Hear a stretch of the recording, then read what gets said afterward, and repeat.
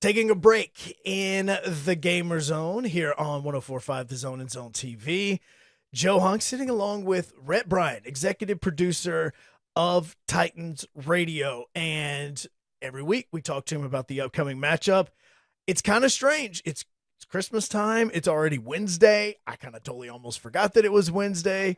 For you, what is it about like this week, Christmas week, having to get ready, not just for a game, but now a road game after coming off the Christmas break?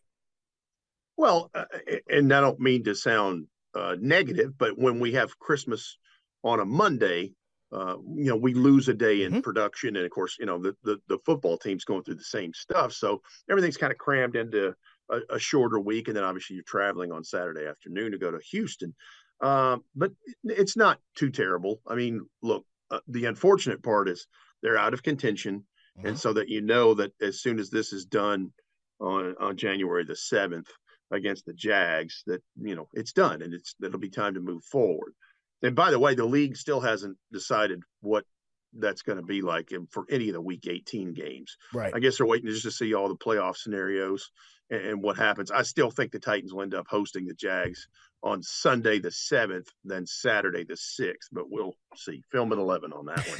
But no, it's just I'm with you. I don't know what day it is. I'm like, oh, it's Wednesday. Yeah, okay. Wait, it's already Wednesday? Yep. So yeah, no, and that happened to me. Matter of fact, when I texted you last night about tonight, I said, God, he lost a day. Like, you've got so much stuff going on. You still have, Titans tonight and all this stuff and everything. And I'm just like, man, this guy is going to be slammed with this. But my other thing is that, I lose track of the days. And then yesterday, as you and I are texting, I also get this email from, Titans PR about all the practice squad signings and everything that's been happening. And I'm thinking to myself, why do I automatically want to think that the players that were just signed to the practice squad, like these guys are going to be playing on Sunday? Is that horrible to think that? No, because, well, here's the other part of it. So the first thing is when they had all these injuries that cropped up, and they were lingering things, but some of them cropped up pretty quickly through those last three games, two of them going to overtime that they had. You saw them send Amani Hooker to IR, Jeffrey Simmons. You start running down the list. And so they had all these call-ups last week before they played Seattle, which, it's a 16-player practice squad. They only had 11 guys on the practice squad because they're, remain elevated because they're there because they placed so many guys on injured reserve. So I knew they were going to make some moves, but yeah, there's a flurry of them. They have 5 different guys. The two most notable in this to me are a couple of guys that are former draft picks. First of all, the tight end Devin Asiasi, who was the 3rd round pick of the Patriots in the COVID year. That's an interesting selection for this, and he has some experience. And then linebacker Tay Crowder, which we all knew him from Georgia. And I think he was a 7th round pick by the Giants, but he had like 41 games of experience. So that's the interesting thing with an expanded practice squad and the way those things changed because of COVID. That's one of the great byproducts of the COVID year is that they keep these things in place so that operationally you can keep going, because at this time of the year, everyone's got injuries, and some worse than others. But you don't, look around. I mean, look, for example, take a look at the Kansas City Chiefs right now. You don't think they'd love to still have Mecole Hardman at wide receiver with speed? I mean, honestly, at this point, without take Travis Kelce out of the equation, Rashee Rice is their best receiver. Rashee Rice is a rookie. And that's no knock. I like Rashee Rice. He's a nice young man. Met him at the Senior Bowl. I was high on him when he came out.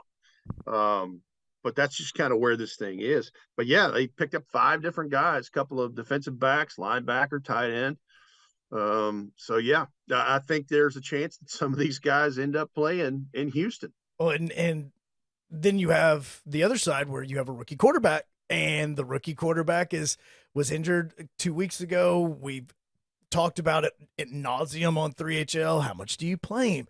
Do you sit him out the remainder of the season? Do you start Malik? Do you start Ryan Tannehill? Tannehill got the start on Sunday, 18 of 26, 152 yards passing, didn't have a touchdown pass, but sacked 6 times. yeah. Sacked 6 times. And Yeah. obviously, the offensive line is what the offensive line is. Mm-hmm. So are we seeing Tannehill for the remainder of the year? Are we going to, I know what the practice, the injury report says, but what do you do in this situation when you have Malik and Tannehill, but then you also have Will Levis, where you're at that point in time where always the fear is if you get a major injury, you're now risking your 2024 season. Sure. Well, it's interesting that you ask me this because if you listen to Mike Vrabel's weekly presser that was pushed to Tuesday because of Christmas on Monday, you hear his tone and tenor when someone asks him about Will Levis and the possibility of playing. And he said, somebody asked him as a follow-up, do you believe it's important to get these kinds of reps for younger guys like Will Levis? He said, absolutely. To go in a road hostile environment that's will have the roof closed and they're still playing for something while the Titans aren't playing for playoff possibilities, but the Texans are. And he said, no, I want everybody, if healthy enough, to be able to play, not just Will Levis. So that got my attention. I'm like, okay, because Will tried to practice some at the end of last week, and I don't think he was far enough along.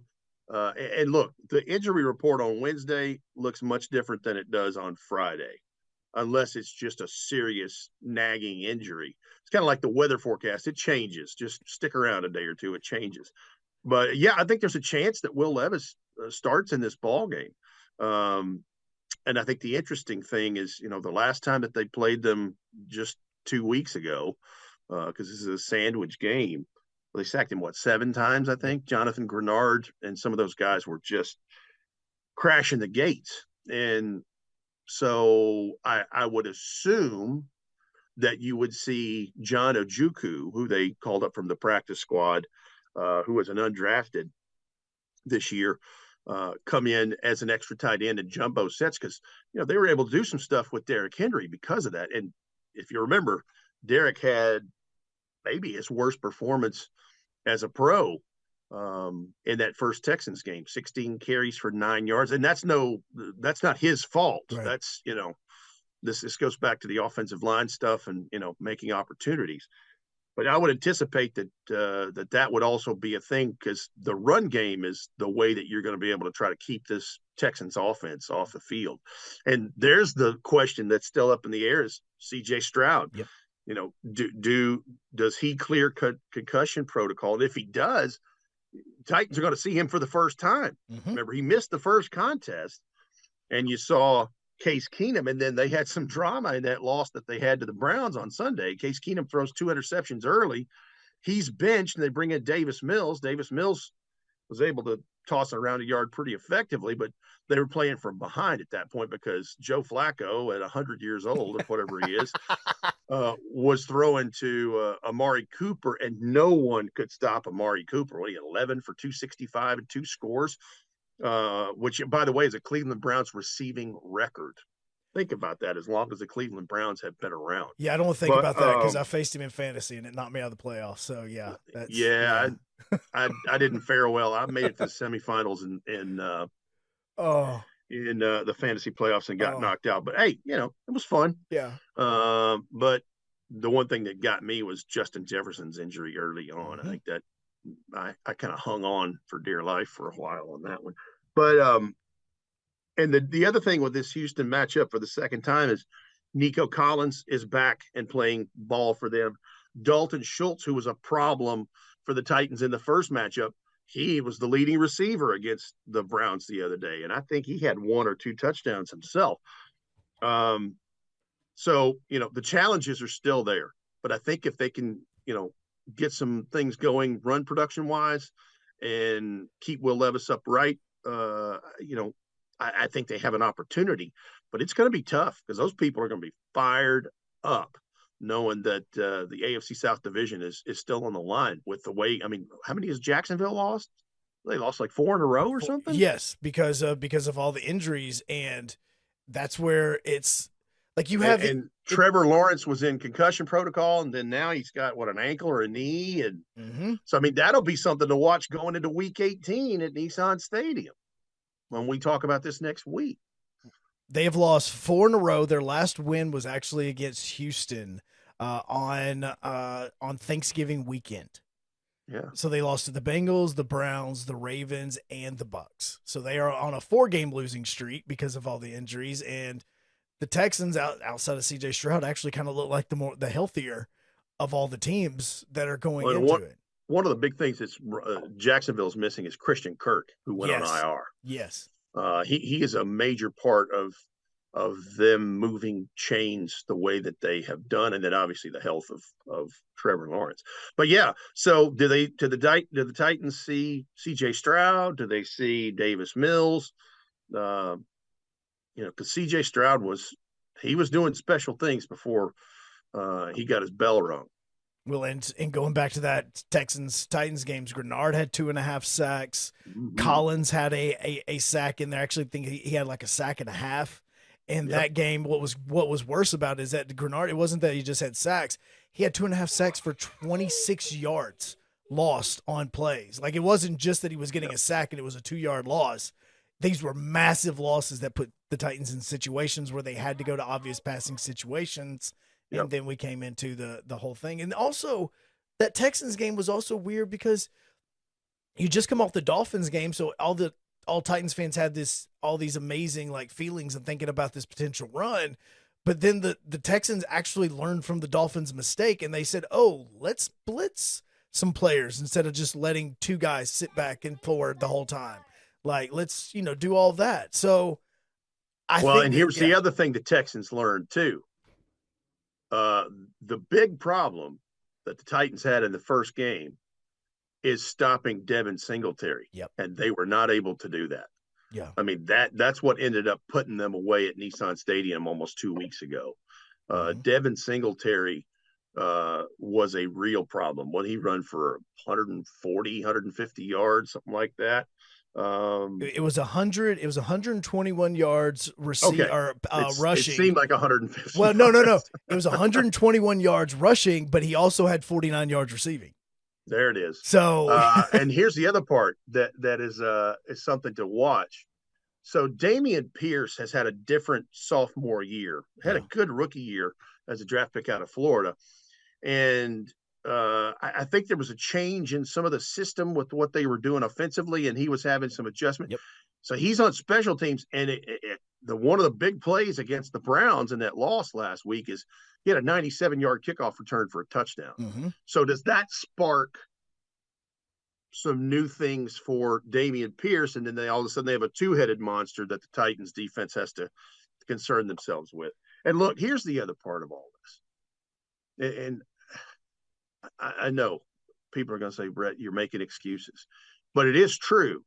When you look at this Titans defense and who was on the field to start week 1 at New Orleans, and you look at what they fielded last week, it's shocking.